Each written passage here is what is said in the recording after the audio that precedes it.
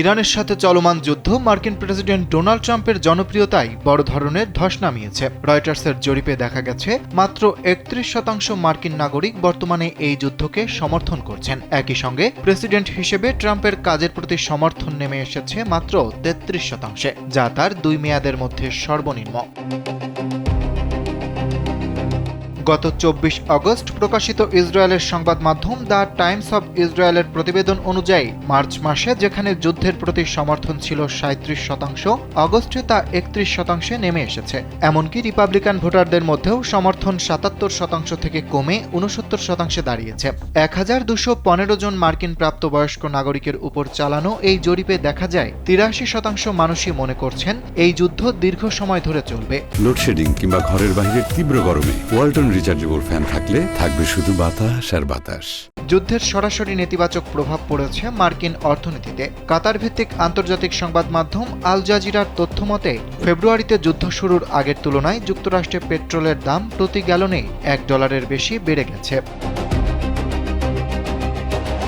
ইরানের উপর অর্থনৈতিক চাপ বাড়াতে মার্কিন অর্থমন্ত্রী Scott Bessent operation economic outcast নামে নতুন নিষেধাজ্ঞার ঘোষণা দিয়েছেন। তবে যুক্তরাজ্য ভিত্তিক আন্তর্জাতিক সংবাদ মাধ্যম ফাইন্যান্সিয়াল টাইমস এর প্রতিবেদন অনুযায়ী তাৎক্ষণিকভাবে কোনো দেশের উপর বড় জরিমানা বা নিষেধাজ্ঞা আরোপ করা হয়নি, বরং ইরানকে প্রযুক্তি, বিমান চলাচল ও স্বর্ণের মতো খাত থেকে বিচ্ছিন্ন করতে সংশ্লিষ্ট দেশগুলোকে বাণিজ্য গুটিয়ে নেওয়ার জন্য একটি নির্দিষ্ট সময়সীমা বেঁধে দেওয়া হয়েছে। বেসেন্ট জানিয়েছেন, বৈশ্বিক আর্থিক ব্যবস্থাপনায় হঠাৎ ধস ঠেকাতেই তারা ধাপে ধাপে এগোচ্ছেন। তবে ইরানের প্রধান আলোচক মোহাম্মদ বাঘের গালিবাফ মার্কিন এই ঘোষণাকে ফাঁকা বুলি বলে উড়িয়ে দিয়েছেন।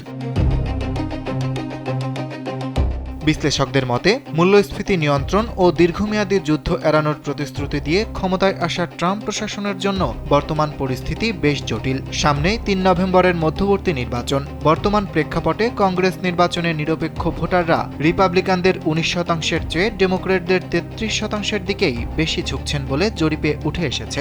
যুদ্ধ দীর্ঘায়িত হলে এবং জ্বালানি তেলের দাম নিয়ন্ত্রণে না এলে তা রিপাবলিকান দলের সংখ্যাগরিষ্ঠতা ধরে রাখার ক্ষেত্রে বড় চ্যালেঞ্জ তৈরি করতে পারে। অরিত্র বাসু, কালবেলা। No, their sites were obliterated. They're very evil.